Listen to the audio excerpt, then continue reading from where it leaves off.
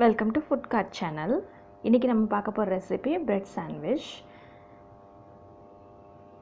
இந்த பிரெட் சாண்ட்விச்க்கு தேவையான இன்க்ரீடியன்ஸ் என்னென்னு பார்க்கலாம் வாங்க. இதுக்கு முதல்ல நம்ம ஒரு க்ரீன் சட்னி ரெடி பண்ணோம். அதுக்கு கொஞ்சம் பூண்டு பல், ஒரு பச்சை மிளகா, கொஞ்சம் கொத்தமல்லி தழை இதெல்லாம் எடுத்துக்கலாம்.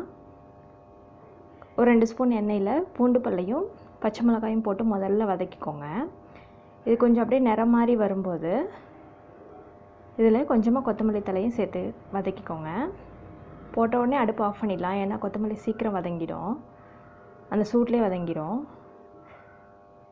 இந்த வதங்கினதை நீங்கள் ஒரு மிக்ஸி ஜாரில் போட்டு நல்லா பேஸ்ட் மாதிரி அரைச்சிக்கோங்க. கொஞ்சம் உப்பு சேர்த்துக்கோங்க அதில். அதுக்கப்புறம் ஒரு ஸ்பைஸ் பவுட்ரு ஒன்று ரெடி பண்ணலாம். இதுக்கு 2 வரமிளகா, கொஞ்சம் கடலை, 2த்தையும் வெறும் சட்டியில் போட்டு வறுத்துட்டு அதையும் கொஞ்சமாக சால்ட் சேர்த்து அரைச்சி வச்சுக்கோங்க பொடியாக.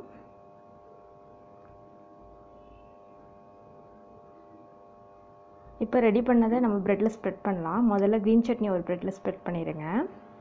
அதில் கொஞ்சம் வெஜிடபிள்ஸ், தக்காளி, குக்கும்பர் அந்த மாதிரி வச்சுக்கோங்க. இன்னொரு ப்ரெட்டில் நீங்கள் வெண்ணெயை தடவி அதில் இந்த வேர்க்கடலை பொடி நம்ம அரைச்சோம் இல்லைங்களா, அது நல்லா ஈவனாக ஒரே மாதிரி ஸ்ப்ரெட் பண்ணிக்கோங்க. அதுக்கப்புறம் ஒரு சீஸ் ஸ்லைஸ் எடுத்து இந்த ப்ரெட் மேலே வச்சு இந்த ப்ரெட்டை மூடி தோசைக்கல்லில் போட்டு வேக வச்சுக்கலாம். நல்லா 2 பக்கமும் எண்ணெய் ஊற்றி, எண்ணெயோ நெய்யோ ஊற்றி வேக வச்சுக்கோங்க. இப்போ நீங்கள் சீஸ் இதை போட்டு பண்ணலாம், சீஸ் இல்லாமலும் பண்ணலாம். சீஸ் இல்லாமல் பண்ணிங்கன்னா கொஞ்சம் காரம் மட்டும் கம்மி பண்ணிக்கோங்க. பச்சை மிளகாயோ வரமிளகாயோ கம்மி பண்ணிக்கோங்க. நல்லா 2 பக்கமும் வெந்ததுக்கப்புறம் நம்ம ப்ரெட் எடுத்து சர்வ் பண்ணிடலாம்.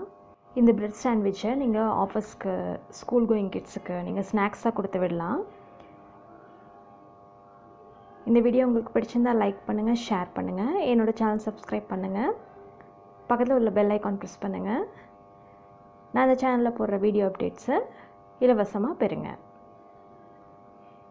தேங்க்யூ.